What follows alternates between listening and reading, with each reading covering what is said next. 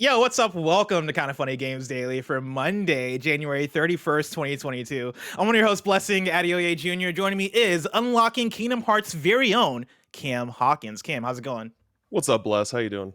I'm doing pretty good. I was about to ask Kevin what's up with the blue, but I think it's fixed now. Okay, yeah, we're good. Cam, you came on a very interesting day because it's rare that we have very big breaking news hitting at 10 a.m. as we go live.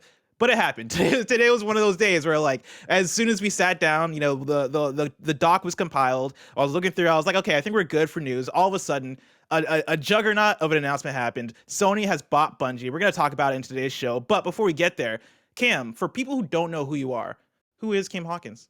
Yeah, so well, for Kind of Funny best friends, you might remember back pre-COVID days. I am the current Pierce Schneider Inner Sight champion. The trophy is like right over there. Oh, other side, There there in the corner.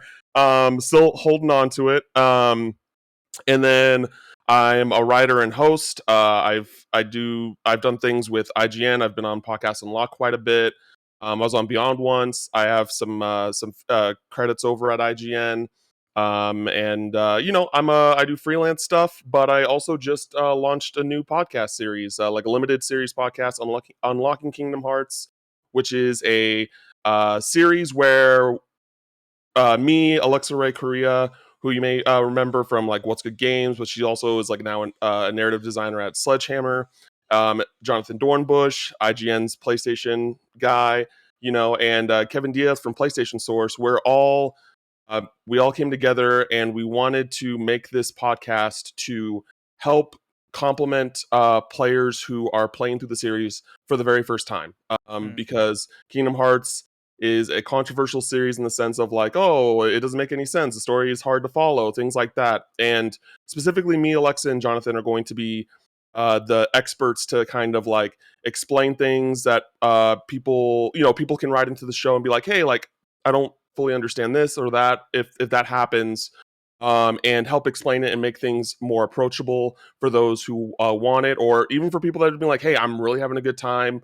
What's your favorite moment here? What's your favorite moment there? So we're planning on like dedicating one episode to a game. So it's going to be a very slow rollout, like maybe an episode a month, as we have to play other games as well. But this is something that we definitely want to see through in celebration of the 20th anniversary, and as well, again, just to help new players. But we also want veterans that are familiar with the series to come back and listen to the show and write in their favorite memories from when they played through the series, and if they're playing through it again.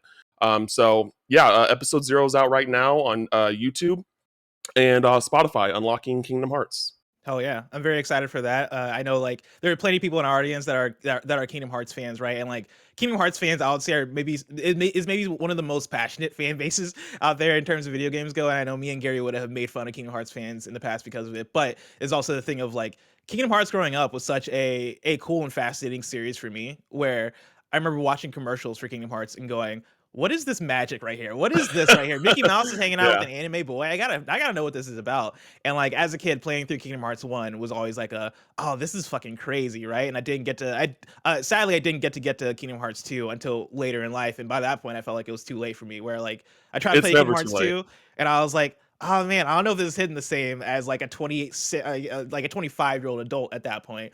But definitely go check out Unlocking Kingdom Hearts if that is your jam. If you want to go in there and listen to Cam Hawkins, Jonathan Dornbush, Alexa Ray Korea, and then who's the fourth person again? Kevin Diaz from PlayStation Source. Sick. Yeah, go check that out. And congrats on that launch. That is very awesome. Cam, thank you. Without further ado, we got to get into today's stories, which includes Sony buys Bungie, FF7 Remake sequel is being revealed this year, ? And more, because this is Kind of Funny Games Daily. Each and every weekday at 10 a.m. live right here on twitch.tv/kindoffunnygames. We run you through the nerdy news you need to know about. If you're watching live, you can correct us when we get stuff wrong by going to kindoffunny.com/you're wrong. If you don't want to watch live, you can watch later on youtube.com/kindoffunnygames, roosterteeth.com, or you can listen later on podcast services around the globe by searching for Kind of Funny Games Daily. Remember, you can use Epic Creator Code Kind of Funny on all Epic Store and Epic in-game purchases like Rocket League and Fortnite to help support the channel. To be a part of the show, to patreon.com/kindoffunnygames, or bronze members or above get to write in, and silver members or above get the show ad-free with the exclusive daily post-show. Housekeeping for you. We're recording PS I Love You XOXO on Patreon later today. I have no idea what we're going to be talking about. Maybe we'll talk about our most anticipated games 2022. Maybe we'll talk about Sony buying Bungie. You'll have to wait and see. You can catch that live if you're a Patreon supporter over on patreon.com/kindoffunnygames. And then you can catch the episode tomorrow on YouTube and on podcast services around the globe for that PlayStation conversation that you all love. And I'll tell you right now, write in with questions. I know you guys got a lot of questions, so let us know your questions about the Bungie acquisition from Sony. And then today is a very exciting day because at 3 p.m. Pacific time on twitch.tv/Andy Cortez, the Nitro Rifle will be competing against other streamers in the TurboTax Expert Invitational, which sounds like a joke that Greg Miller made up, but it seems like it's a real thing. Will he get unlucky and have to... I don't know, like, out of all the fucking streams he could do, TurboTax Expert Invitational is the one that Andy Cortez is doing later on his Twitch stream. Will he get unlucky and have to play Overcooked, or will his FPS skills come into play with Halo or Apex Legends? Tune in to twitch.tv/Andy Cortez at 3 p.m. Pacific time to find out and cheer him on. Thank you to our Patreon producers, James Davis at James Davis Makes, Blackjack, and Pranksy. Today we're brought to you by DoorDash, but we'll tell you about that later. For now, let's begin with what is, and forever will be, the Roper Report. It's time for some news. We have 6 stories today, starting with our number one, a Megaton announcement. Sony has bought Bungie, and this is awesome because, like, chat, audience, people listening, people watching, I'm experiencing this at the same time as you are. I've not gotten a chance to read through the article to know what the actual breakdown is. I'm like clicking into gamesindustry.biz, and I think the website is down because people are clicking into it so much, and so I can't like double check to see who the sources are because I forgot to put the source in there. But story number one is Sony is buying Bungie for $3.6 million. This is from gamesindustry.biz, and once the website's back up, I'll check to see who the actual writer is. Thank God I copied and pasted it. Brendan Sinclair. Brendan Sinclair. Thank you so much for that. The article reads like this.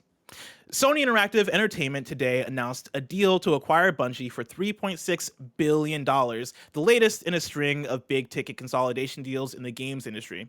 After the deal closes, Bungie will be quote, an independent subsidiary of SIE run by a board of directors consisting of current CEO and chairman Pete Parsons and the rest of the studio's current management team.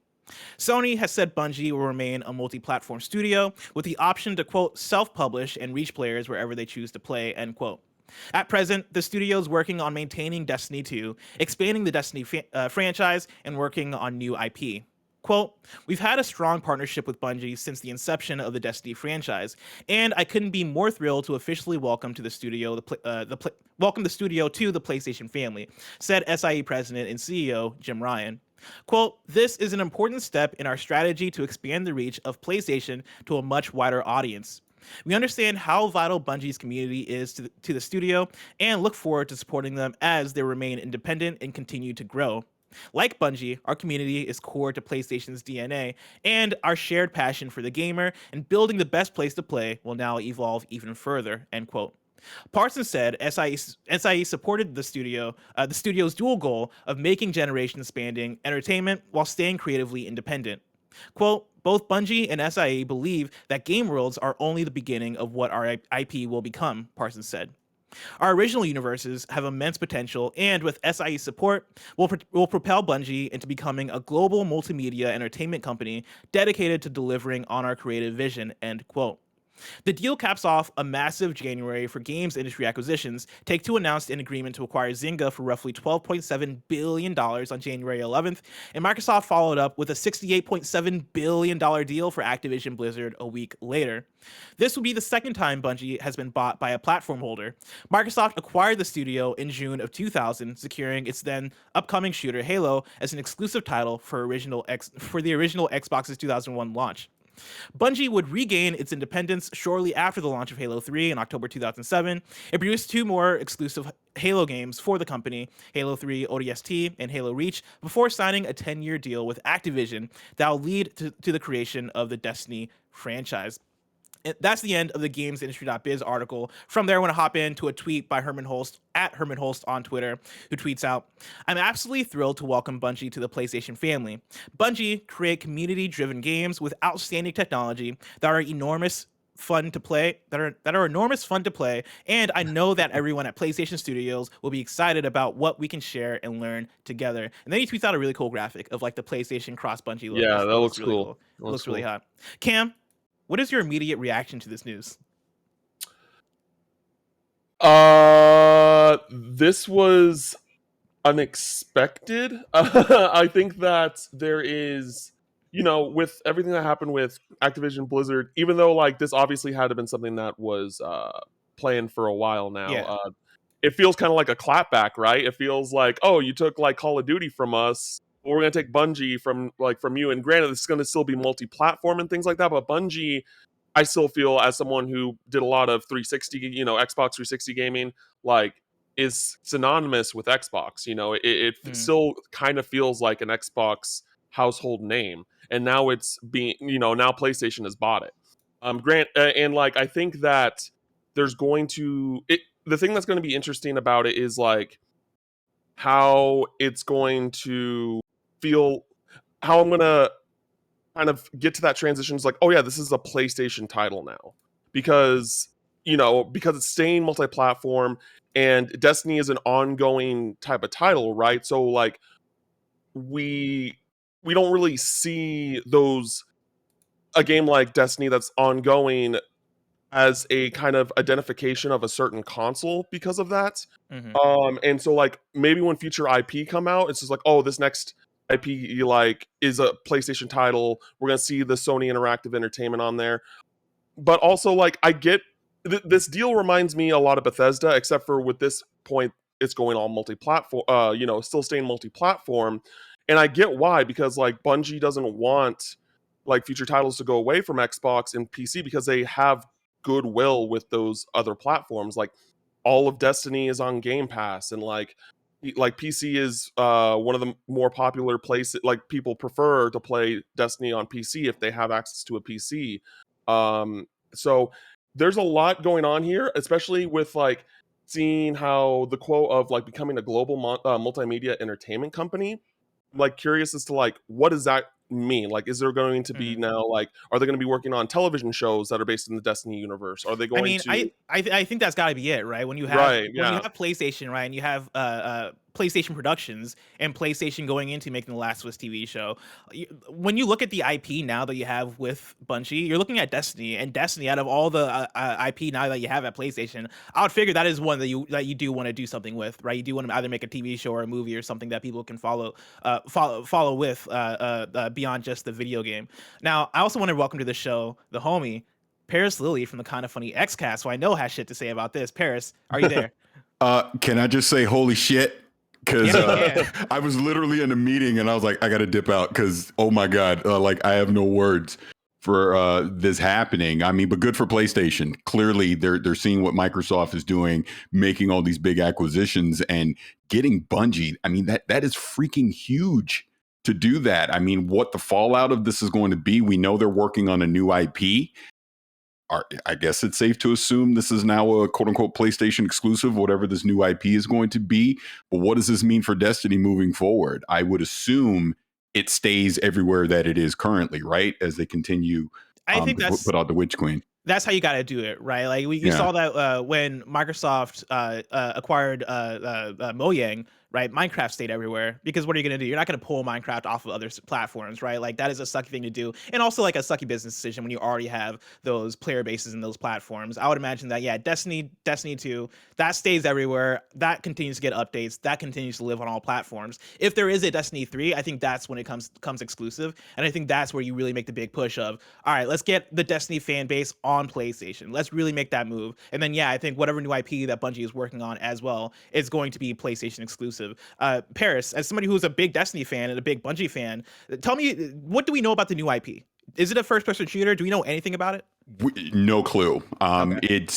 I've definitely seen certain people that were working on Destiny on multiplayer stuff have kind of conveniently disappeared and are no longer working on it. So it's safe to assume they're working on something multiplayer wise for whatever this new IP is going to be. And I'm actually looking right now. Bungie did put out a tweet. It's an image, but basically they're saying Destiny itself will remain everywhere. Yeah. Self-published, creatively independent. It's not, nothing's going to change as far as that goes. So I would assume this is all future stuff coming from Bungie, where obviously PlayStation is going to have the option to make it exclusive. They could keep it everywhere. I would assume, for me personally, anything that Bungie is doing moving forward, yeah, console wise, it may be on PlayStation, but it's probably going to show up on PC too. That would be my guess, right? Because that's just kind of been their DNA, with Destiny. So why would they completely shift gears as far as that goes? And that is technically multi-platform when they say multi-platform. So like they could just be like, oh, it's going everywhere, like it's going on PlayStation and PC, but it's not going to Xbox. And that's that would make kinda sense. like that loophole, right? Because it says with the option, like Bungie has the option to self-publish and reach players wherever they choose to play. So that means anywhere, but like, with that wording, it could just be PlayStation, PC, no Xbox. I want to hop into this blog post on Bungie's website because as the news went up, of course, like I pulled from GamesIndustry.biz. Bloomberg has an article as well. Everybody's putting out articles. I want to pull directly from the source itself, Bungie.net, where they write a blog about what this means for them. Right? It's titled "Bungie Joins Sony Interactive Entertainment." We believe games have limitless potential, and that to do anything worthwhile in entertainment, we must bet big on our vision, on our studio, and on our incredible team of trusted creators who build unforgettable worlds that truly matter to people. In SIE, we have found a partner who unconditionally supports us in all we are, and who wants to accelerate our vision to create generation-spanning entertainment, all while preserving the creative independence that beats in Bungie's heart. Like us, SIE believes that game worlds are only the beginning of what our IPs can become. Together, we share a dream of creating and fostering iconic franchises that unite friends around the world, families across generations, and fans across multiple platforms and entertainment mediums, which is what we're talking about right now. Today, Bungie begins our journey to become a global multimedia entertainment company. Then they talk about creative freedom. Since taking flight in 1991, Bungie has always charted the future with our own star map, a path that is driven by our people and for our community. We're continuing that journey with new worlds in development, and we can't wait to share them with you. With SIE, the potential for our universes is unlimited. Our future games will take bold steps into unexplored spaces for Bungie, continue to push boundaries of what is possible, and will always be built on a foundation of creating meaningful, lifelong friendships and memories. We remain in charge of our destiny. We'll continue to independently publish and creatively develop our games, which is very big, right? We will continue to independently publish and creatively develop our games. We will continue to drive one unified Bungie community. Our games will continue to be where our community is, wherever they choose to play. With SIE support, the most immediate change you will see is an acceleration in hiring talent across the entire studio to support our ambitious vision.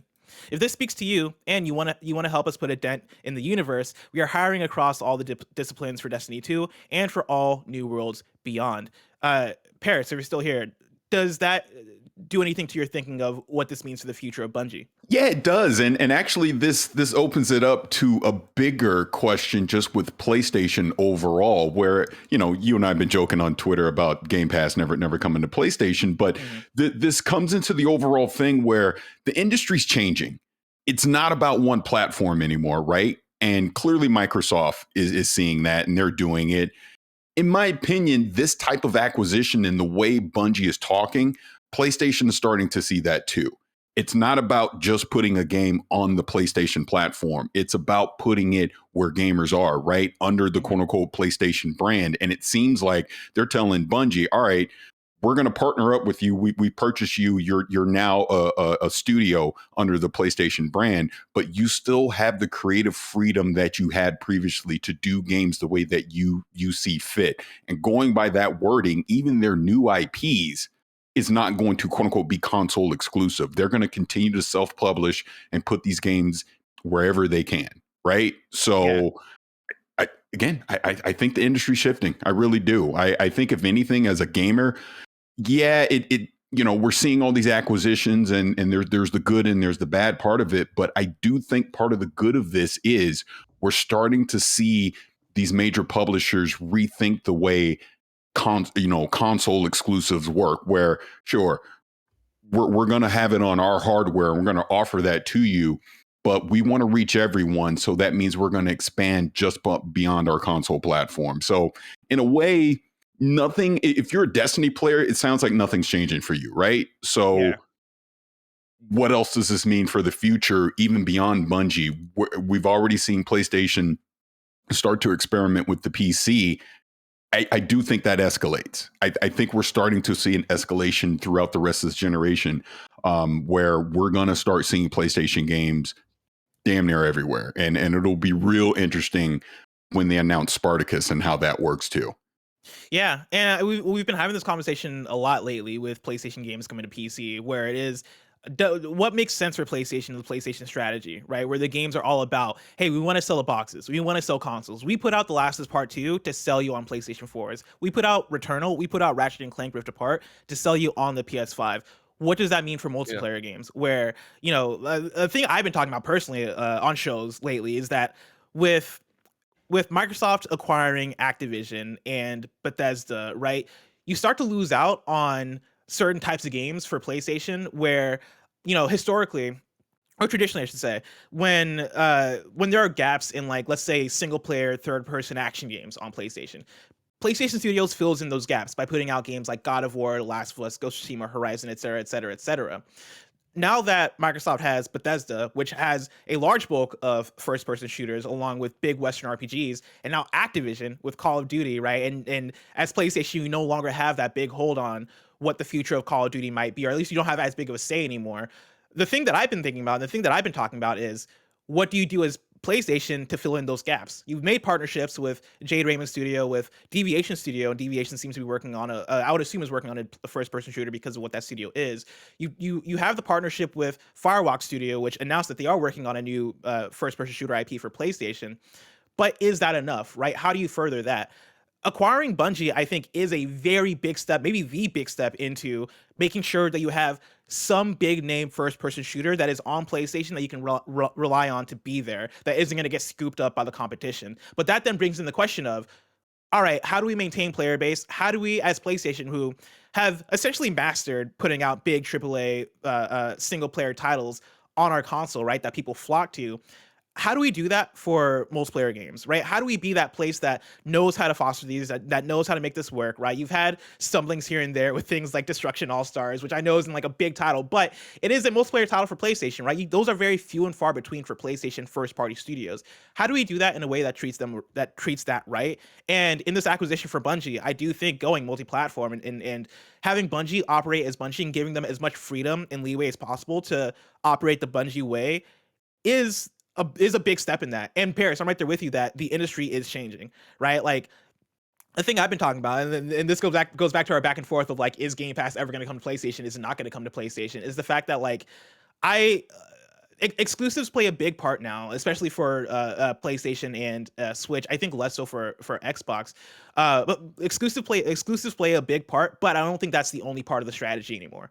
I think Game Pass existing on PC, Game Pass potentially maybe coming to other consoles one day, right? I think could be evident of, yeah, like, as long as we have you as part of our platform, as part of our ecosystem, it does not matter the fact that you're playing on another platform, as long as you're still in the Xbox ecosystem. I can see PlayStation have the same thing where, hey, you buy Destiny on PC, you buy Destiny on Xbox, the money still gets put in our pockets. Like, yeah, we're not selling PlayStations based on purely the game coming out exclusively on the box. But the fact of the matter is that, like, we own Bungie, and you see that PlayStation logo at the beginning, and we get the money because Destiny sells, right? And you could even have those things where it is, all right, new content comes to PlayStation first, right? Or here's PlayStation exclusive skins, here's PlayStation exclusive XYZ that comes to our platform first to entice people to cross over. But yeah, like, there's so many questions in terms of what this means. But I do think, and to the point of it being a clapback or non-clapback, right? Cam, you make the good point of, like, something like this is in the works for a while. PlayStation did not call Bungie last week and go, hey, we're gonna buy you, right? That is not the case. This isn't a direct reaction to Activision Blizzard. I do think it is a direct reaction to Microsoft over the last couple of years making all these big acquisitions and PlayStation wanting to secure something of their own. And I don't think this is the end, right? And we talk about, is this a good or bad thing when you're talking about the consolidation of the industry and third parties going away and all this stuff. It's a thing that scares me. It's a thing that I think in some aspects could be exciting when you're talking about Bungie having that security and Bungie having like having a fallback in case like their next big IP doesn't hit. Well, at least they're under PlayStation, and so like they're not just gonna go away, right? They're gonna continue to work and make stuff with that security behind them of being underneath the PlayStation. I think stuff like that is cool, but on the other side, I'm like, oh man, okay, who's gonna get next to be bought up? Because that seems like is what's happening now. Yeah, because when the Activision acquisition happened, I heard a lot of people say like, "Oh, PlayStation should buy Square Enix. PlayStation should buy Capcom." I'm just like, no, I don't want PlayStation to get either of those studios because I think they work better, independently in Mhm. that sense. And Bungie makes sense because Bungie's main thing is Destiny. Granted, it's gonna they do new IP, or they do Destiny, and like they are working on a new IP. But I think that in the grand scheme of like the kind of blueprint that Bungie seems to be shaping out for themselves, they are kind of, I don't want to say like they're going like the Fortnite route, but they're trying to become more than just a game and more of a platform. Mhm. And I think that like one, whether it be PlayStation or Xbox, buying them and deciding like, and letting them do what they want isn't really going to harm things in the long run, unlike being like, all right, all Final Fantasy games in the future and like all Dragon Quest, all Kingdom Hearts like all these really beloved JRPGs of a like in a very niche genre overall, limited to only one platform. Like that isn't good. Yeah. As you close out this news story, Paris Lily, you're still in the call. Do you have any final words about Sony buying Bungie? Of course, like we're going to continue to talk about this. I'm sure news for the next few days might still bring in details and the ramifications of this story, just like they did for the Microsoft acquisition of Activision Blizzard. But of course, we're also going to talk about it on PSLW XOXO. And so if you're looking for more conversation about that with me, Greg, and Janet, for sure tune into that episode. But Paris, as we close this out, any final words on Sony buying Bungie from the host or one of the hosts of Kind of Funny Xcast and a big Destiny Bungie fan? Yeah, I mean, I would just say to close it out, obviously huge shock to have this drop the way that it did. Yeah. But when you look at where the industry is headed, and when you look at kind of like you're already saying the past couple of years with the way that studio acquisitions and entire publishers have been acquired by some of these companies, I think what we're seeing is PlayStation, even and Microsoft are trying to keep these studios away from the Tencents and the Amazons and the Facebooks and the Apples of the world, because Mhm. and to counter that, you got to start making these games available beyond just one platform. That's where it's headed. So I think as we get more information, as we start to look at this more, I'm actually seeing good in this. I don't think it's necessarily terrible for gamers. I think if anything, we're just going to have more options on where we can play our games, and that's not a bad thing. Paris, Eh, thank you so oh, much for coming through. And Cam, go for it. All right, I thank you. wanted to say Phil Spencer has responded to the acquisition news, saying, "Congrats to the talented teams at Bungie. Great testament to your creativity. And congrats to PlayStation, Herman Holst, on adding a talented team to your studio's team." There you go. I was expecting to be like, oh yeah, Phil Spencer has responded by buying Konami.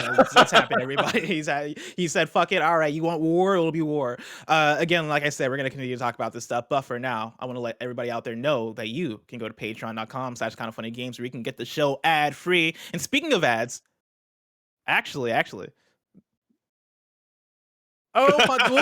we'll punt ads to the end of the next story. Let's get into the next story, Cam Hawkins, with story number 2. Again, you're a big Kingdom Hearts fan, which I assume Yes. means you're a fan of Numera. And so Yes. this is going to be exciting for you. With story number 2, Final Fantasy VII Remake Part 2 is planned for reveal this year. The producer has confirmed. I'm pulling from Andy Robinson at Video Games Chronicle.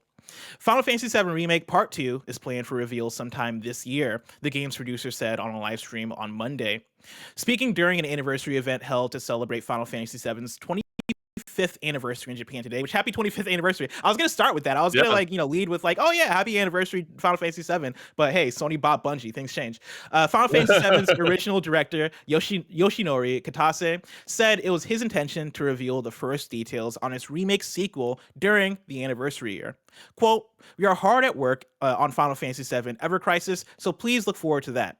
In addition, with regards to the long-awaited Final Fantasy VII Remake Part 2, there will be more information.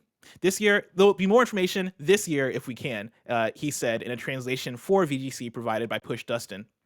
Asked if he was sure the sequel would be revealed this year, Katase replied, quote, "Well, yeah, we just started the 25th anniversary of Final Fantasy VII, so we want to celebrate it and get fans excited. So within the next 12 months, we want to share some information. Looking forward to more information," end quote. Cam, that get you excited? Oh yeah, like Final Fantasy VII Remake, Game of the Year 2020, if you ask me. And it, part two was something that I thought would come out in 2023. That, like, when I originally finished the game, I was like, okay, 2023 springtime. That sounds about right. Knowing that Final Fantasy 16 still hasn't come out yet, though, I don't think it's gonna come out as soon as that now. I think it's and like with COVID as well, it's gonna get pushed back a bit. But I'm super excited. Like I loved Final Fantasy VII Remake. The Intergrade Yuffie DLC was a great little edition that came out for PS5 consumers last year that just helped set up the next entry even more. And we're kind of in this place now where we don't know if it's gonna play the same as as part one, right? Because Midgar was a much more condensed environment, and now we're in the open world, and that's what happens in the original. You're basically like Yeah. You open leave world. Midgar and yeah, like the world's It's open to you. You can kind of go wherever. Yeah, it's open world exploration, and like, so is that what that game is going to turn into? There's so many questions regarding part two, and also still just like, how many parts is this game going to be? I'm still betting on three, but It's got to be 3, right? Like if it's more than 3, how long yeah, is that release? Are we yeah, waiting for new Final Fantasy Sevens in 2030 something because it is a 5-parter? yeah, exactly. And the thing is, like, when it comes to Final Fantasy and Kingdom Hearts games, at least, I feel like in recent years they like the games to be a little shorter, than your traditional JRPG. But I feel like if this is going to be a three-parter, part two is going to be long. It's got to be long because there's still so Mhm. much ground to cover, especially when you have an idea of where, if you've played the original Final Fantasy VII, of where part two is going to end without getting into spoilers. That's a lot of ground to cover, and I think that there's a lot of questions still, and I hope that we just kind of get even a small crumb of information as to what it's going to be, because it's really heavily anticipated. Like, people were kind of like, "Oh, are they really going to nail this Final Fantasy VII remake?" And they did, in my opinion. They just blew it out of the water. So Mhm. now there's like pretty high expectations going in this next one. By the way, Kevin, people in chat said that you're muted. I don't know if you saw that, but Yeah, I think I've resolved that. Yeah, there we go. all right, So, sweet. did they not hear the beeps? I From don't know if they earlier? didn't hear the beeps. That's actually a good question. I mean, they didn't hear you tell me that, like, A baker's dozen. There you Oh, go. thank you, Kevin. Just Thank stick you. that in no. there. They can't say that Oh, they it didn't hear happen. the beeps. Yeah, Oh, they didn't. They wow. didn't. But it did Wow. I don't happen think that so. episode. So if whoever tracks that, it did happen eventually. It did happen. Yeah. For Kenny Blue out there, don't mess that up. Yeah, like this is I'm curious as to how they reveal it. I think that's my thing. Is I look at this and I'm like, cool. No E3 this year, seemingly, right? I mean, there might be an online E3, but at the very least, there's no physical E3, and there might not be E3, period. So are we doing this through a stream? Is this going to be a Summer Games Fest thing? Like, when are you planning to reveal it? I got all those questions, but then also, like you talked about, what's it going to be? Is Final Fantasy VII Remake going to legitimately, or the sequel to Final Fantasy VII Remake, is that legitimately going to be, like, the second, or like 20 hours of Final Fantasy VII, because the Final Fantasy VII Remake Part 1 was what, the first 7 hours of the Yeah, game, like 4 or 5 hours, depending on, like, 4 to 6 hours, depending on like how. depending on how long it takes you. And then Yeah, and that's like what, the first fifth, sixth, so like yeah, something like that. it's very early. Yeah, Yeah, and so it's like, dude, like what is the game gonna be like? What is the structure gonna be? I imagine that because of the nature of Final Fantasy VII Remake, it's gonna be a bit different, just because they've taken some liberties in terms of how they're portraying that story. Is that gonna have a hmm big impact on the structure of the game? I think there's that too as well. yeah. But I think I'm we're very curious to see. I still think we're going to see a lot of the key locations, obviously, in part two. And I think that I forgot what the mechanic is called, but basically the kind of team up attack that they showed Yuffie and Sonnen do in Intergrade. I think that was kind of like a tease on like how the combat is going to evolve in part two and make it even more badass. Yeah, so it really is one of those things where I don't think that they're going to go too hardcore on it when they give us information, because they don't want Final Fantasy VII to be overshadowing 16, right? Like they don't like 16 is still new, and like for people, especially like Final Fantasy 14 fans who love Yoshi P, like and just general Final Fantasy fans, they're going to love 16 and get it day one no matter what. But like on the grand scheme of things, like for people that aren't as familiar with Final Fantasy 7, but you know that this might have been their first Final Fantasy game, and now they're waiting for part two. You know, I don't think Square Enix wants to like put too much information out where they're like, oh, who cares about 16? I just want to get part two when it comes out. That makes a lot of sense. I want to pull in a question real quick from Nathan Choquette, who wrote it at patreon.com/kindafunnygames. Just like you can, it says, happy quarter century anniversary Final Fantasy VII. I know that the internet makes it more visible now when people are unhappy about a lack of announcements on a milestone birthday celebration. But do you guys think that as classic games and franchises continue to get older, we'll keep getting content drops during anniversary years that matter? Or should we start looking at anniversary years more along the lines of our own birthdays, where we maybe just look at them as another regular day / year in an ongoing life cycle and don't expect something crazy all the time? Cam, for you, how do you look at video game anniversaries? Do you tend to expect something big for like the 25th and 30th anniversaries, those milestone ones, or do you just, at this point, are you just like, oh, it's a day, it's another year? No, yeah, when it comes to like especially when it gets older on like into the 20s and 30s, I definitely think that those are the times where these franchises do get celebrated a lot.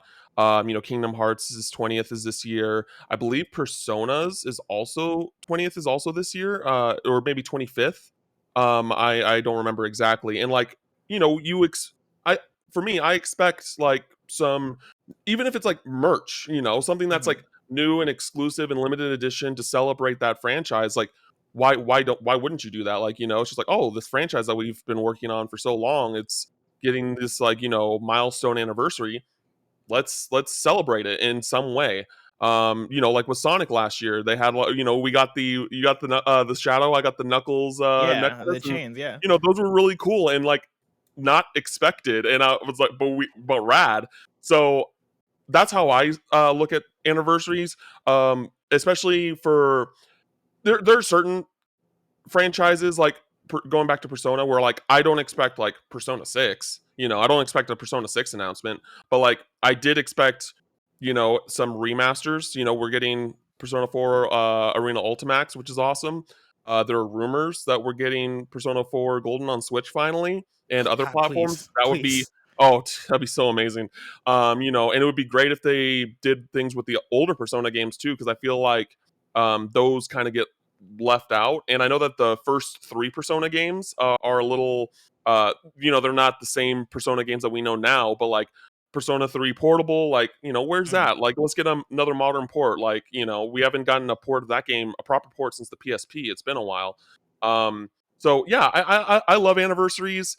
It makes me like to look forward to things, whether it be a new game announcement or just merch. As you can see, I like to buy video game merch. So yeah, anniversaries are fun, and I can't wait to see like what.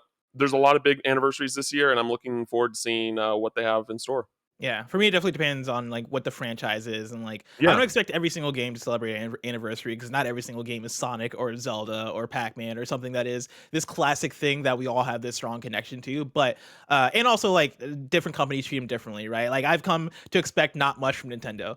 Yeah. And that's kind of Yeah. just where I've had to be, right? Where it is, you might get a thing here or there, you might get a piece of merch, you might get like a cool like a cool thing, but you're not gonna get a big megaton announcement. You're not going to get, don't expect for Zelda's 25th anniversary to get a brand new Zelda game or anything like that, right? And I think to some extent some of that stuff might be unreasonable. But I do love that you mentioned the Sonic anniversary, right? We got the Sonic Bling, we also got the Sonic concert, which was Oh, off the chain. so amazing. Incredible. We Amazing. got a new Sonic game announcement, right? Like we got so much out of that, and I think it has to. It kind of changes based on what the IP is and who owns the IP. But I do love a good celebration of an anniversary if things line up, if you're able to do it that way, because I do think it is very special for the fans. Like I know for Sonic, that was very special for me to experience that. Yeah, and like with Sora, like going into Smash, that felt like, oh, this is like they even with Square Enix, they that was their start of the 20th anniversary of Kingdom Hearts. Like that's when they like changed everything. It's like, up, the 20th anniversary is here. Like Sora's finally in Smash, and man, what a moment that was. Kev, how are you doing on the ad? Am I able to throw now? Yeah, I'm sorry. It's all set up. Yeah, I've had it set up for a while. You're good. Hell yeah. Well, then let me tell people that you can go to patreon.com/kindoffunnygames where you can get the show ad free. And speaking of ads, let us tell you about our sponsors. This episode is brought to you by DoorDash. If you've been listening to any kind of funny podcast, you know that we absolutely love using DoorDash. It's so great. It's so simple to just be able to order whatever food we want and then have it delivered right to our house, along with the restaurants you love. You can now get groceries and other essential items delivered with DoorDash. You can get some drinks, snacks, and other household items in under an hour. With over 300,000 partners, you can support your neighborhood go-tos. We always talk about Volcano Curry in San Francisco, of course. Ordering is easy, and your items will be left outside your door when you choose contactless delivery drop-off, whether it is the local favorites or the nationwide chains like things like Popeyes, Cheesecake Factory, all of that. For a limited time, y'all can get 25% off and 0 delivery fees on your first order of $15 or more when you download the DoorDash app and enter code KINDA funny. That's 25% off up to a $10 value and 0 delivery fees on your first order when you download the DoorDash app in the App Store and enter code KINDA funny. Don't forget, that's code KINDA funny for 25% off your first order with DoorDash. Subject to change, terms apply. Story number 3, Star Wars Eclipse is reportedly inspired by The Last of Us. This is from Jordan Middler at Video Games Chronicle. Quantic Dream Star Wars Eclipse is reportedly inspired by The Last of Us with a mix of story and gameplay. That's according to a Twitter user who tweeted a screenshot of the reveal trailer for Star Wars Eclipse 1 week before it was publicly shown. Twitter user at ACCNGT claimed this weekend that the Star Wars game will be an open world adventure that also features multiplayer, which is being worked on separately by Quantic Dream's Montreal team. The Quantic Dream Paris team is said to be working on cinematics, story, level art, and the game's engine. The user also claimed that the development on the project started in early 2021 and that not all of Quantic Dream's Paris development team is working on it. Eclipse appears to still be extremely early, as it is claimed that the story is still being written and that the Montreal team is still working on gameplay prototypes, drawing inspiration from Naughty Dog's The Last of Us. In December, it was confirmed that Eclipse is set in the High Republic era. The game was announced during the Game Awards. Cam, is Star Wars Eclipse one that interests you at all? I mean, I'll play any Star Wars game. Like, I'm one of those people. I like Star Wars. I don't love Star Wars. There are definitely some moments where I've walked out like of a Star Wars movie or experienced someone Star Wars related. Like when I went on Rise of the Resistance, I was like, I love Star Wars. That was incredible. Like in general, like I like Star Wars, and I think that it is a name enough where I'm just like, if there's a new Star Wars game coming out, I'll play it. You know, it's just one of those type of IPs. I'm actually super looking forward to the Lego Skywalker Saga. That looks amazing. But this is interesting because like with it being Quantic Dream, you know, I haven't really played any of their games before Heavy Rain. So like I didn't play like Indigo Prophecy. I have, but I haven't played it yet or anything like that. Yeah, but, like, let me tell you, Indigo Prophecy, that is a video game. Yeah, it's an experience.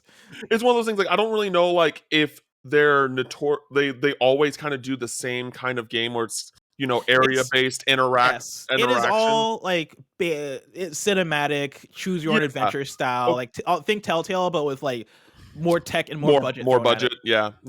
So for me, it's one of those things like we'll see, because you're seemingly doing something that's very different, you know, and that can either be a good thing that could turn out well or that could turn out poorly. So it really is one of those things where I'll play something that's Star Wars related. You know, I enjoy a good Star Wars story. I couldn't play Jedi Fallen Order though because of spiders. That makes me sad.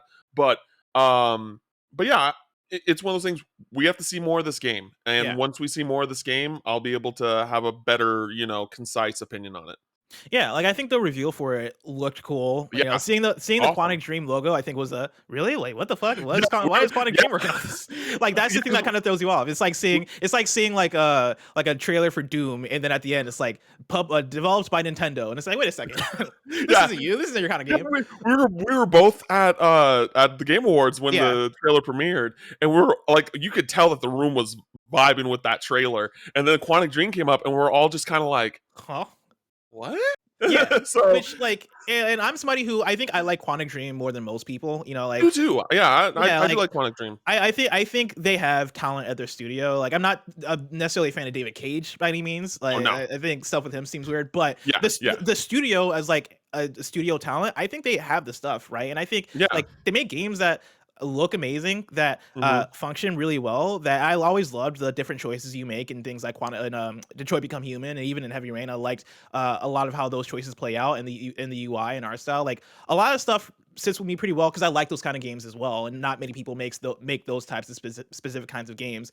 So to see them working on Star Wars, I'm like, I'm what is it? Not cautiously optimistic. Morbidly curious, right? I have a morbid curiosity of, all right, how are they going to pivot to making this type of game? Not only is it licensed, but you're saying that it's inspired by The Last of Us, they don't say it, but like this leak is saying that it's inspired by The Last of Us. And reading that reminds me of reading the report a while ago that said that Sonic Frontiers is inspired by Breath of the Wild, where I read it and I'm like, does that line up? Like, what do you really mean when you say that? No. Because I don't think you're going to make a Sonic Breath of the Wild game. When I read that you're inspired by The Last of Us, really what I just read is that you're making a narrative third-person action game in the way that pretty much every Sony, or like a lot of Sony exclusives after The Last of Us, had that Last of Us kind of style to it, where it was like God of War and even like something like Horizon or Ghost, right? Even though those are open world different kinds of games, right? You still have that level of like, we're telling a story here and you're getting an experience through this. Maybe it's something like that, right? And I'd be interested to see how and if Quantic Dream pulls that off. But yeah, it's just one I have a lot of questions about. I think it'll look great, right? I think it'll probably like budget and tech wise, I imagine the presentation is gonna be great because it's Quantic Dream. But are you gonna pull off gameplay? I think that is the biggest question. Absolutely agree with you.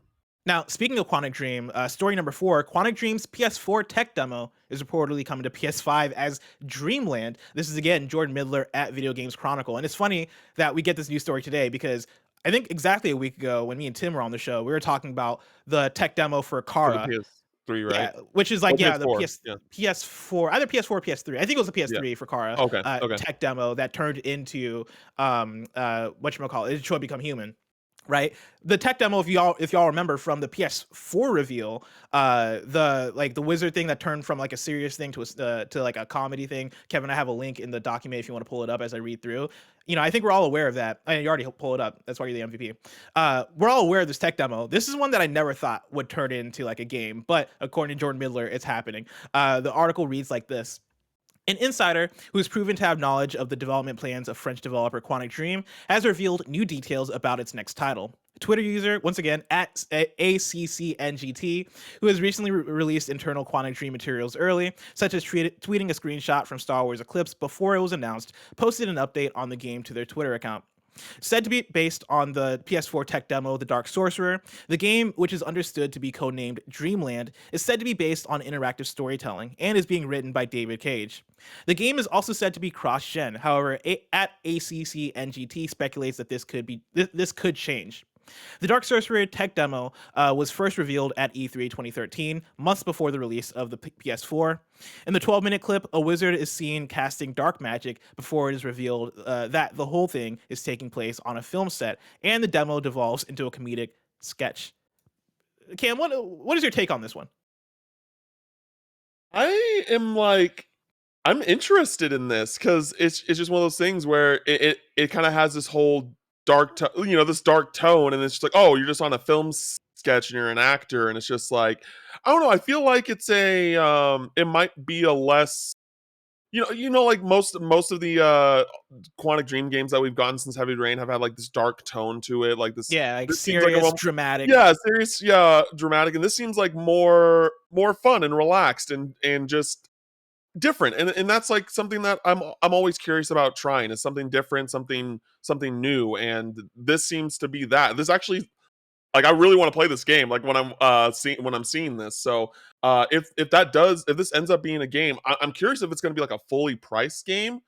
I know that like Detroit Became Human was, but from my experience, like, I don't know how many teams are normally at Quantic Dream, but with them knowing that they're working on Eclipse too, I'm like, maybe this is a smaller experience. And also, like, just kind of with the concept of what the game is, of what we're seeing, it kind of makes sense if it would be a smaller experience. Like, I don't know how far this kind of concept could go, but I'm super into it. I'd be super down to try it out. Yeah, I want to see more. It's interesting, right? Because yeah, after Kara, they make Detroit Become Human, and I think that worked out for them, right? Like, Yeah, uh, enough people liked that game. At least yeah, enough people like that game for a Quantic Dream game, which is those games are usually like split in terms of how people feel about them.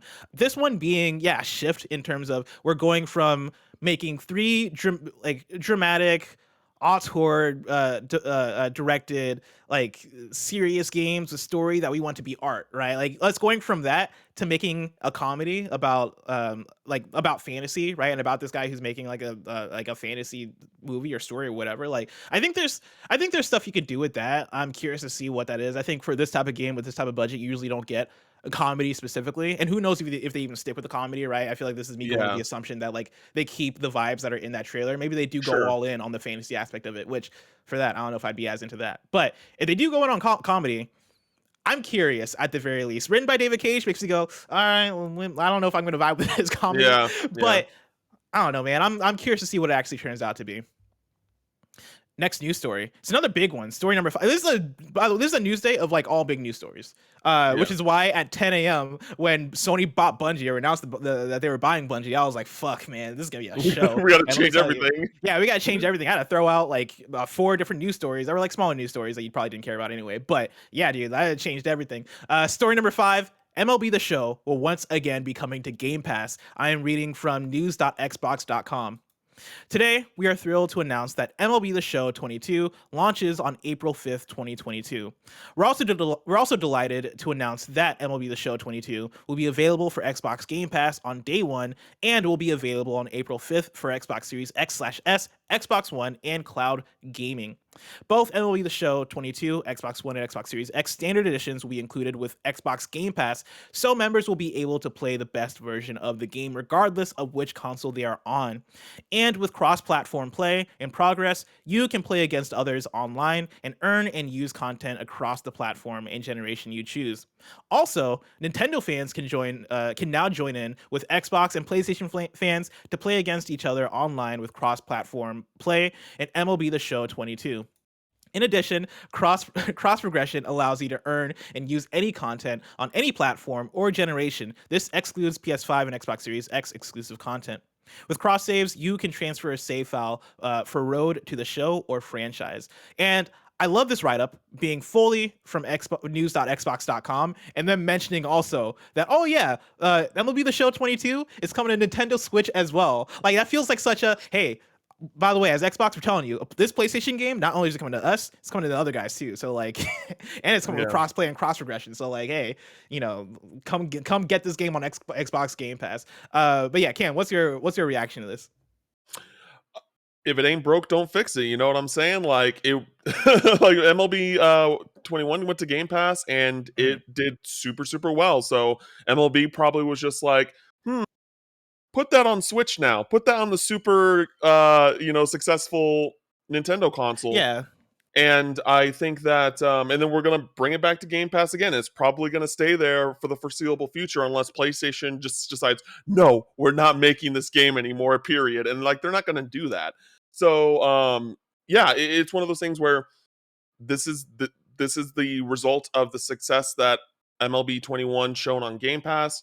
It's coming back. It's coming to Switch, so it can sell more. I wouldn't play it on Switch. I wouldn't recommend getting that on Switch. I'm sure that's not going to run well on Switch. I'm so curious to see how it runs on Switch. But, But like with cross save, that makes the argument, right? If I can go that's from playing true. on my Switch to then like coming back home and then booting it up on my Xbox Series X on my TV via Game Pass, that's actually really cool. Like I wouldn't mind actually doing that. If you fuck with baseball that heavily, then sure, go for that. You know what I mean? But Yeah, and you still pay for one copy of the game if you're just getting it on Switch and then you have an Xbox at home. yeah, technically, Or if you want to go from Switch yeah. to PlayStation, you can buy the 2 copies, but that is an Yeah. option, right?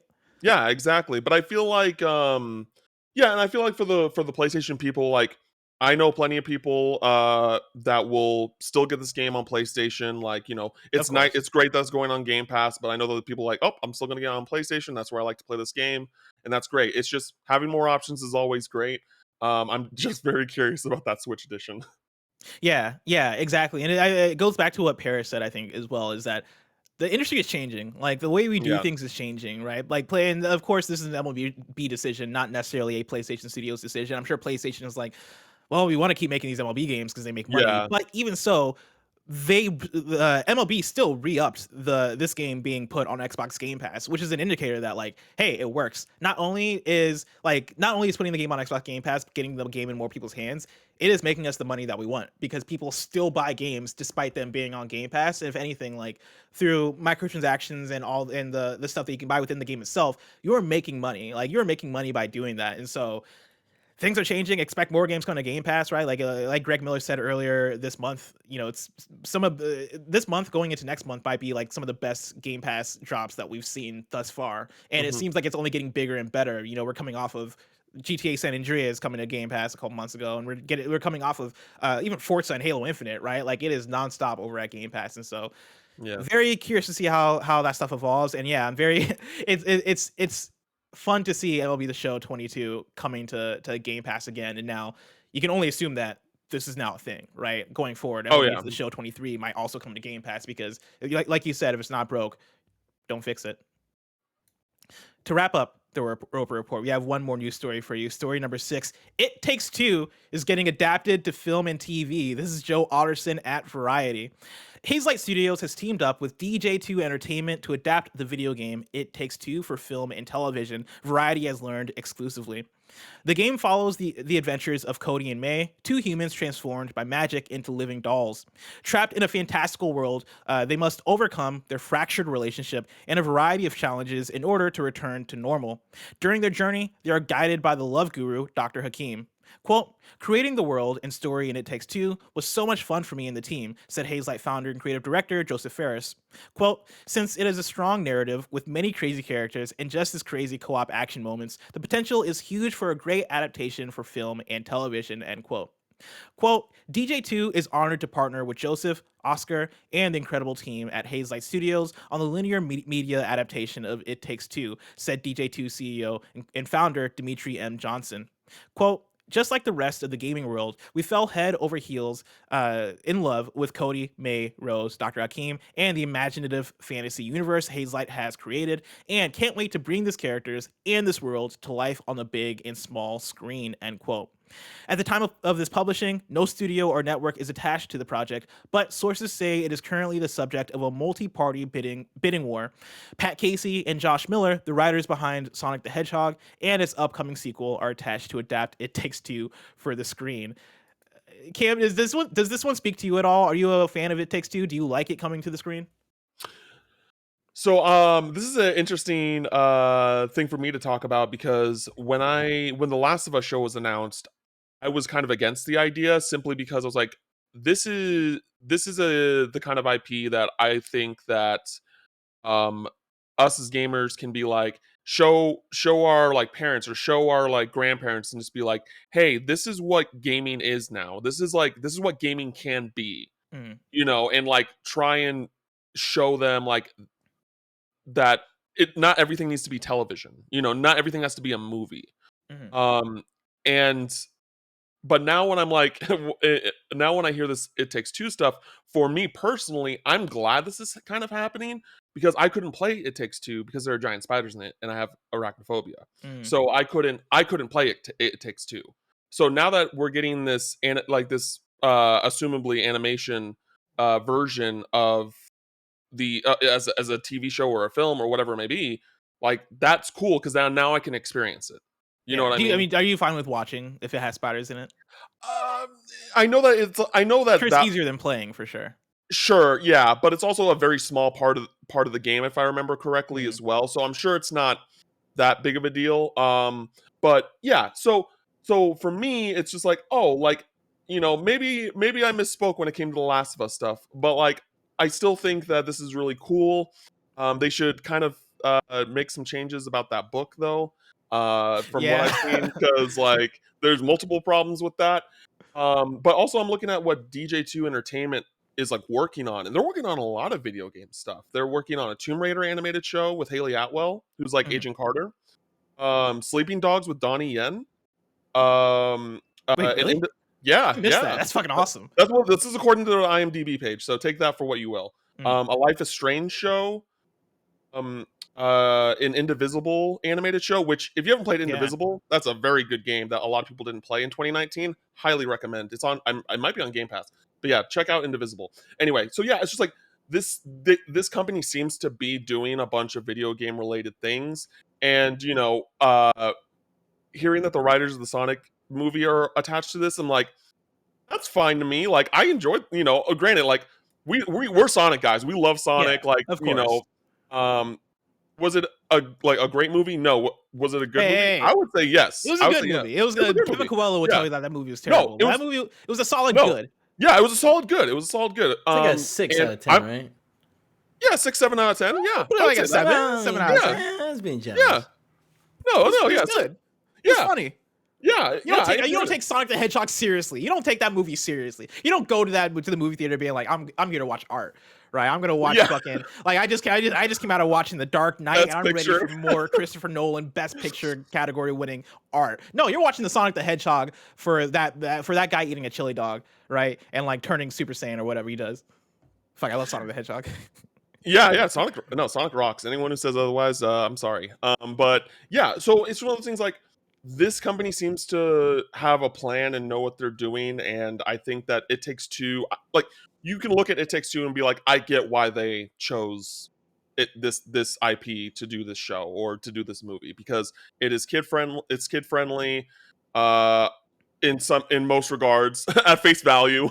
I've heard some things about that game where I'm like, but it'll do its job, is what I'm saying. For like a entertainment standpoint, it'll do its job. It'll families will go see it. Some of them will probably be devastated at certain points, and have a and then it'll be a good time. Yeah, I with video games being adapted to film and TV, I am often trepidatious in terms of, does this really need to be a thing, right? Do video Sure. games often translate to movies? Like, is it worth doing when in many video games you have the time and space to tell a story that already has acting, that already has cinematics, that probably has 20 hours to do its thing? Is it worth adapting something like that to TV or movies, right? Especially something like It Takes Two, which is, like it is already basically an animated adventure, right? Like it is that already with gameplay spliced in between. And I think the special thing about It Takes Two, I wouldn't say necessarily was the story. The story was fine. The story was good. I didn't really like the ending of It Takes Two and how that game ended up. But like, I think the characters were fine for the most part. I think the main characters were kind of like unlikable, and yeah, Dr. Hakim I thought was weird at points. But the game had the humor it needed. It had the dialogue it needed. It had the things they needed to make it work. And for me, what made It Takes Two special was the gameplay. It was those co-op moments. It was playing with my friend and going, "Oh man, this is ridiculous. Oh man, I can't believe we're doing that to the elephant. Oh man, I can't believe XYZ thing." Right? And I think that's where the joy from that game comes from. And having them adapt it to film or TV, I don't automatically get excited for it. I'm not mad at it. I think there's something they could do with that, but it's not something I look at and go, "Oh, I really want to see this," because I feel like I already got that experience out of playing the game. That said, like, I'm happy for Hazelight Studios. I think that's a really good deal for them. The fact that one of their games is getting adapted in this way, I think that speaks, especially coming off of Game of the Year at the Game Awards. That studio is skyrocketing in terms of the acclaim that they're getting, the notoriety that they're getting, right? Like the quality that they're putting out as well. Like, I can't wait to see what they do next because they're only showing that they're becoming bigger and better with each game that they put out. And so I think that's a big congrats to them. But for my personal taste, I look at at a TV or a television show or a movie and I go, all right, like maybe once I see the first trailer, maybe they'll nail it and I'll be like, no, okay, and you know what they did? They did the thing. Maybe they cast Daisy Ridley as one of the leads. Daisy Ridley and James McAvoy. Willem Dafoe's the book. Willem Dafoe's the book. Yeah, they make it happen that way. Honestly, I would watch the hell out of that movie. That's the thing. Yeah. I will say that is the thing. If they cast banger leads, I'm fucking all in. Yeah. I'm all in. Like I'll take it all back because that's all I need. But if it is like, here's basically what you got in the game, but as a TV or as a TV show or movie, I'm not really that as much interested in it. Like I feel like it's not as needed. Pat Casey and Josh Miller, writing on it from Sonic the Hedgehog, it's cool. Again, like we mentioned, right? Sonic the Hedgehog, it's a fun movie, good movie. Yeah. Like I don't know if it's exceptional by any means. No. And like, I don't necessarily need It Takes Two thing to be exceptional, but hey, we'll wait and see how that works out. Cam, very excited to see what this It Takes Two movie ends up being. But the announcement of it, the reveal trailer of it, it's probably just so far away. If I want to know what's coming out to mom and pop shops today, where would I look? The official list of upcoming software across each and every platform as listed by the Kind of Funny Games Daily Show host each and every weekday. Do do do do do do do do do do Chat right now is filled with people saying Chris Pratt as Dr. Hakeem, and Oh God, it's hard to keep up. It's Scarlett Johansson as Chris Pratt as Dr. I'm Hakeem. gonna need a chat to time yourself out. Everybody who said Chris Pratt as Dr. Hakeem, I need you all to individually time yourself out, because God forbid, I can't take it anymore. Out today, we got Treasure Hunter Man 2 for Switch, and that's it. We do have some new dates for you. A special Gran Turismo 7 edition of State of Play arrives this Wednesday, February 2nd, so get hyped for that, Gran Turismo 7 fans. And then charming farming sim Clousy floats onto Xbox PC on February 24th. And then Fluids and Sounds has delayed its release on Steam. It is now coming out February 3rd. Deal of the day for you. PlayStation Now games for February have been announced. In February, you're getting Grand Theft Auto Vice City, the definitive edition, Little Big Workshop, Through the Darkest of Times, and Death Squared. Of course, you can go to kindoffunny.com/you'rewrong, where you write in, let us know what we got wrong as we got it wrong, so we can correct it for those watching later on youtube.com/kindoffunnygames and on podcast services around the globe. Kindoffunny.com/you'rewrong is filled with stuff. Crown Princess Kevin was muted in the chat, was demanding it's Baker's Dozen or we riot, which you got the beeps. Kevin, did you do the Baker's Dozen? I did. Thank you for noticing, Bless. Listen, a lot happened today, Kevin. I was trying to keep up. Thank you for noticing, Bless. Juggernaut news dropped, and I was trying to understand it as I was reading it and deliver opinions and all that stuff at the same time. It's not easy. All right? Killed it's it. It's not easy hosting KFG, guys. You killed it. Don't let the haters hate. You killed it. Thank you. You killed it too. And also Paris killed it. Shout out to Paris. Yeah. Do you know who didn't kill it? I think I did a fine fucking job, is what I'm saying. You're right. Oh, Kevin, you kill it. You kill it too. You know what, Kevin? Here's a star. We're giving you a star for today. All right, you get a star. You get a good noodle star. Man, you guys are SpongeBob fans anywhere? Okay. Oh no, I got you on the noodle star. Okay. No, I'm just reading. You're wrong at the same time, and it's like a lot of additional context that we eventually got to. So I'm like scrolling through to make sure we didn't get anything factually wrong. Yeah, a lot of people were writing in about the multiple platforms, entertainment mediums thing, which we covered, and we'll of course cover more as we go. But there was also, I guess this could have been a new story, but again, this kind of all flows into the same thing. We'll talk about it tomorrow. I'll give it to Greg and Gary. Jim Ryan, we'll talk about PS Love You, because fucking that's later today. Jim Ryan announced that we should expect more acquisitions. He tweeted that on Twitter this morning. That's per Chris Dring. And that is scary, because there's not many big third-party studios left, and like Konami, I'm like, okay, that's fine. Do what you want with Konami, but like I really don't want him to like not him, but PlayStation, Sony to touch Square or Capcom, and like Konami, here's the thing. Konami, I want them to be bought by PlayStation so bad. As much as I hate like corporate consolidation and like everything becoming two corporations in games because everybody bought everything, right? As much as I don't want that to happen, Konami ain't doing shit with Metal Gear Solid, and it sickens me. It sickens me, Cam. Make another Metal Gear, somebody. Yeah, and another thing with like Square, like maybe it's just me as someone who's a big Square fan. Like I know that Square's only worth like $5 billion, but I feel like like the heads there know that they're worth more than that. Like that they have like so many iconic gaming IP that like even though they're worth that much, if they were to sell, they would ask for way more money than like you know what I mean? Like for sure. A lot more money, and even then I don't even know if they would sell. Like I really don't think Square would sell.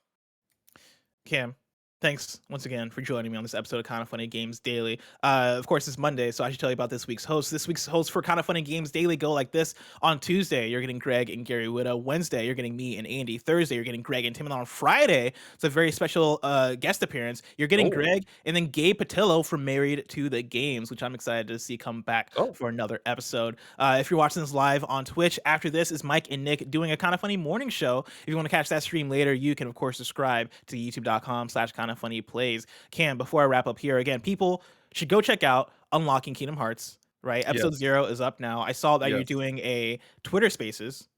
Yes, short, like right after this. So if you follow me on Twitter at CamFinalMix, we're me and Kevin Diaz, who is another panelist. He's the newbie. He's the one who's going to be playing it for the first time with us on the podcast. We're going to be like answering some questions. If y'all have any questions for us, for like 30 minutes to an hour max. Yeah, I just want to say like again, like follow me on Twitter at CamFinalMix. That's where I post everything. I do have a Twitch channel, twitch.tv/CamFinalMix. I don't stream as much as I would like to because I'm working a lot. I just want to say, like, if you're a person that like had any sort of interest in playing Kingdom Hearts, I don't care what age, how old you are, whatever it may be. If you ever had a sliver of it, and you've been like told off of it, whatever it may be, just give yourself a chance on it. Just if you don't like it, you don't like it. It's not for everybody. And I was listening to I'll keep this short. I was listening to Greg on the Nerd Today podcast on Friday, right? And he was talking about how like when it comes to Superman, you have to like work for it. You have to kind of work for understanding the character a little bit more deeper. And I feel like that also applies to Kingdom Hearts. Like you have to like dig a little bit deeper than what you're getting at face value to really get the storytelling and the depth of the characters and things like that. And if you do that, I think you'll find some of the best storytelling and characters in gaming. I know a lot of people think that is a ridiculous statement, but that's how I feel, and I think many other people feel both in and out of the KF community. So thanks everybody for who tune in, and thanks Bless, thanks Kevin, thanks Greg for letting me come on. Y'all are great. I love Kind of Funny, and that's it. Cam, Kind of Funny loves you. And yeah, everybody go check out Unlocking Kingdom Hearts. And yeah, play through Kingdom Hearts if you have the inkling, if you want to check it out, and then listen to the podcast because it has a banger cast like Cam, like Alexa Ray Correa, like Jonathan Dornbush, and like Kevin Diaz. Yeah, Kevin Diaz. Okay. Kevin Diaz is the only person who I hadn't heard of beforehand, and so now I got to check it out just to hear some Kevin because he sounds cool. Yeah, he's great. Cool. He's great, and he's the other like producer on the podcast. He's like almost all the editing and stuff. It's all him, and so he's killing it. He's killing it.